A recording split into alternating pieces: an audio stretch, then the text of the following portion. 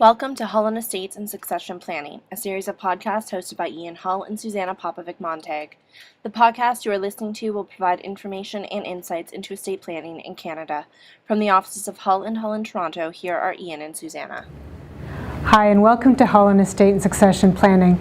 You're listening to our podcast today. Hello, Suzana. Hi there, Ian. How are you? I'm great, thanks. We are here together. Haven't been together on a podcast/video cast for quite a while. That's right. And I've been taking some heat for calling them podcasts and some of the social media friends of mine because we do them in video format. So I'm thinking of pushing out on this video cast idea. But anyway, we'll see what comes of it. Before we break into our topic, which we're very excited about because of the blog today and already the good feedback we've received from it, we are very proud of our reading list that we keep updating as regularly as possible, and we are very careful not to put books on the list that we think would be sort of not relevant to an estate's practice. And I've just been working with a new book that I'm going to put on the list, and it's called Cross-Border Family Mediation. And it deals with, and I'll put the authors and all the details on the web, but it deals with some really interesting mediation scenarios, but in family law scenarios, dealing with custody and access issues that arise in the family law world in a cross-border generation.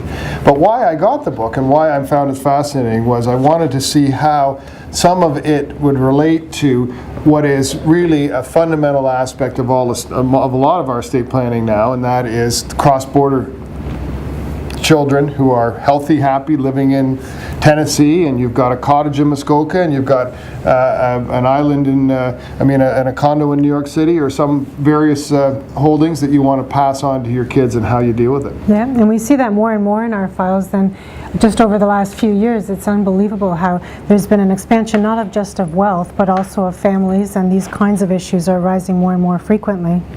And it was really interesting to see in this book the same issues arise. Now, it's a different topic area, dealing with custody and access, which can be a much more difficult topic in some respects, emotionally anyway, but same kind of issues. Where do you mediate? Where do you start the mediation? Particulars of who are at the mediation. All of those sorts of things were canvassed in the book by the authors, and it is an excellent read of the sort of crossover issues that come up in our world of mediation and then the specific world of custody and access. So we're going to throw that on the list, and we'll move on to our topic today.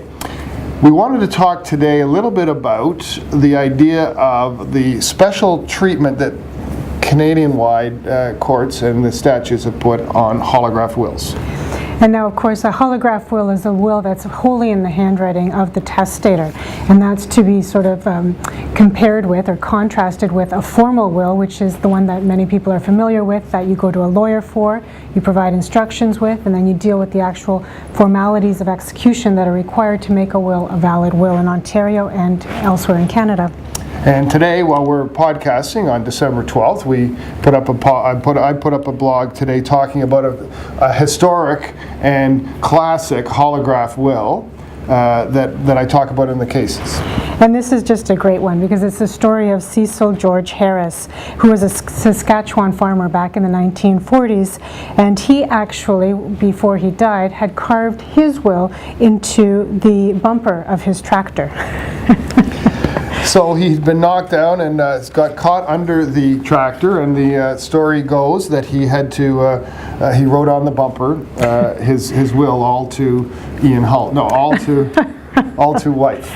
Yes. So that's an illustration of sort of a remarkable scenario with a holograph will. But a holograph will can occur in lots of scenarios.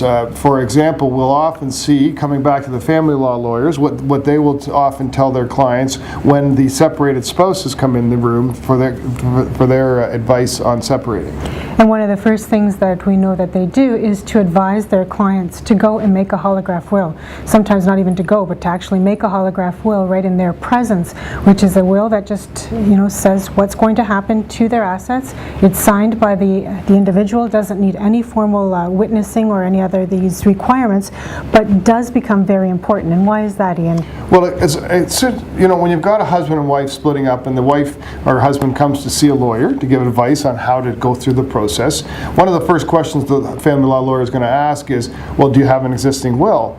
And by the way, do you want all of your estate to pass to your husband who just left you?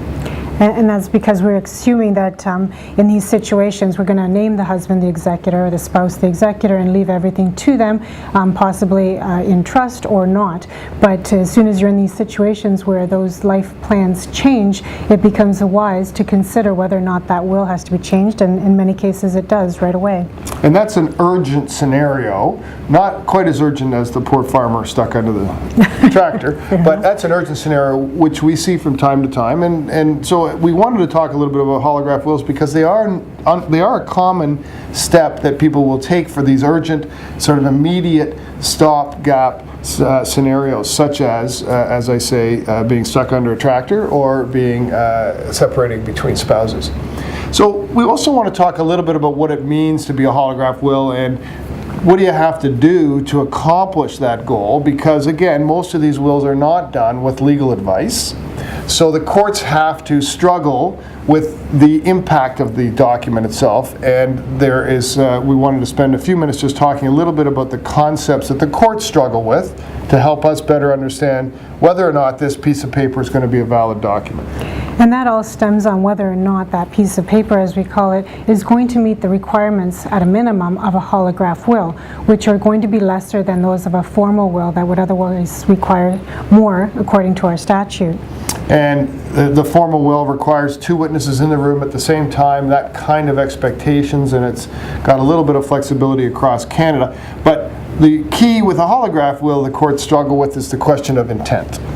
And that's because what they're looking for ultimately is what they call a donative intent, a fixed and final intention to actually provide for what they want, this individual wants to happen on their death.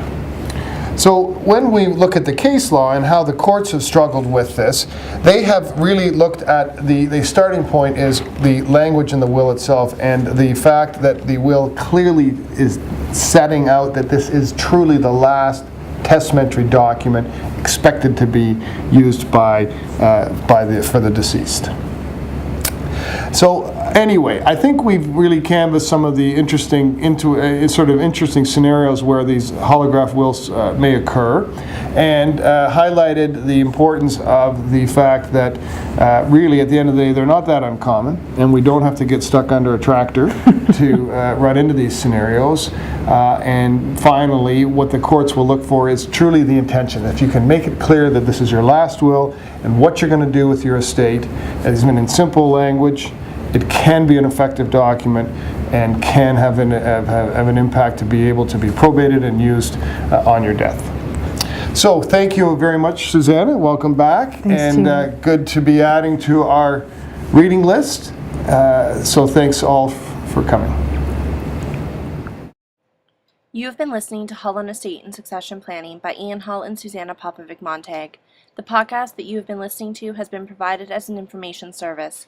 It is a summary of current issues in estates and estate planning. It is not legal advice, and you're reminded to always speak with a legal professional regarding your specific circumstance. To listen to other Hull and Hull podcasts or leave any questions or comments, please visit our website at hullestatemediation.com.